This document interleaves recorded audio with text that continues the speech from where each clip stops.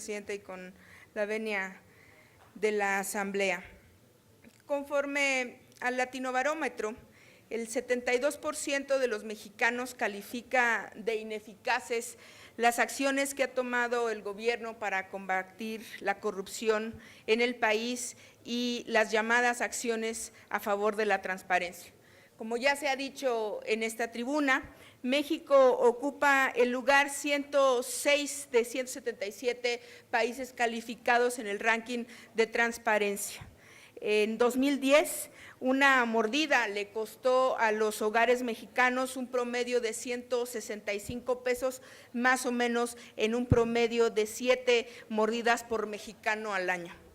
Se detectaron 200 millones de actas de corrupción en servicios públicos provistos y en autoridades federales y estatales. La corrupción en México tiene recientes casos emblemáticos de los que hemos discutido no solamente en la Cámara de Diputados, sino también en la Cámara de Senadores, como el viejo conocido caso de oceanografía, como el caso muy comentado de la Casa Blanca y la relación que existe del Ejecutivo con el Grupo IGA o con el señor Hinojosa, y lo que hoy se discutía hace unos momentos en esta soberanía, que es el caso de FICREA. Todos estos envueltos en un halo no solamente de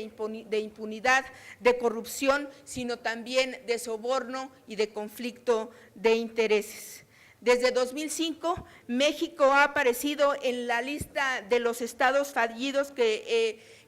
elabora el Fondo para la Paz, y argumentando en esto la falta de transparencia y sobre todo los grandes actos de corrupción. Las instituciones donde se reportan mayores niveles de corrupción son la policía, los tribunales y la construcción y realización de trámites administrativos y burocráticos, que esto incluye a todas las instituciones de gobierno, no solamente al Ejecutivo, sino también a las cámaras de diputados y senadores y al Poder Judicial. De quienes entraron en contacto con la policía en el último año, 61% declaró haber pagado un soborno. Existe, pues, actualmente un sistema normativo difuso de responsabilidades de los servidores públicos que solamente está sustentado por 11 leyes que no solamente no se cumplen, sino que han sido el marco de toda esta numeralia que yo he expresado con anterioridad. La propuesta que hay en esta Cámara de Diputados, digamos, más conocida, que es la del Partido Acción Nacional, y la propuesta del presidente, no acaban con el problema de la transparencia y la corrupción, adolecen de grandes cosas. La propuesta que el PAN presentó como la fórmula La Corrupción de México, la cual se supone que fortalecería el control, la fiscalización, la persecución y la sanción de esta conducta, no establece constitucionalmente el nombre de la Auditoría Superior de la Federación, pero garantiza que la Cámara de Diputados apruebe la cuenta pública. Se aboca a salvar la Secretaría de la Función Pública, pero no asegura que las Contralorías internas sean autónomas, sino que estas, que son las primeras en detectar los actos de corrupción y que deberían de ser realmente independientes. Crea un comité, sí, de participación ciudadana que no tiene ninguna atribución, digamos, vinculante, o lo que comúnmente conocemos como dientes. Las facultades de este sistema están dispersas entre el Consejo Nacional para la Ética Pública y el Comité Coordinador, y resultará sumamente complicado para el ciudadano acercarse y entender el sistema.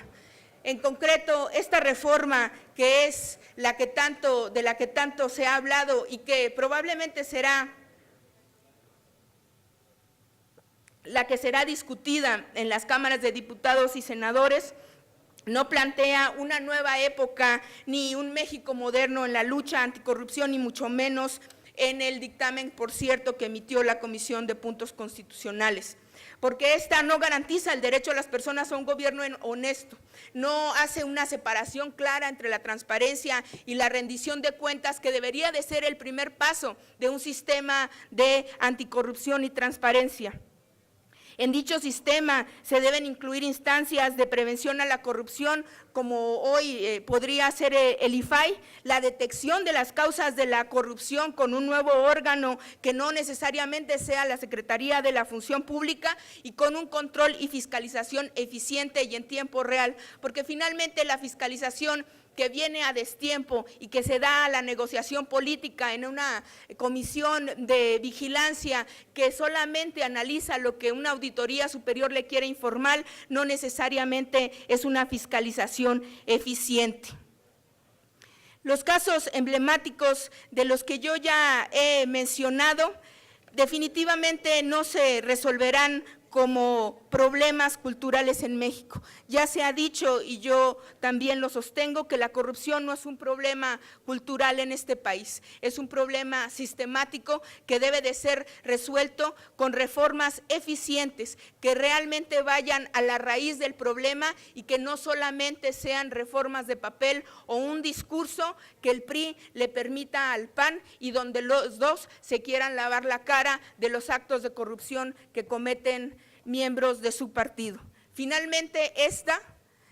es una reforma que nos debe de interesar a todos y que me parece que los partidos políticos deben de demostrar altura de miras al hacer una propuesta de transparencia y anticorrupción integral, donde todos reconozcamos los problemas que enfrentamos y donde todos realmente estemos dispuestos a resolver que es un problema de raíz y sistemático en México. Muchas gracias. Gracias, señora diputada Lilia Aguilar. Ahora la palabra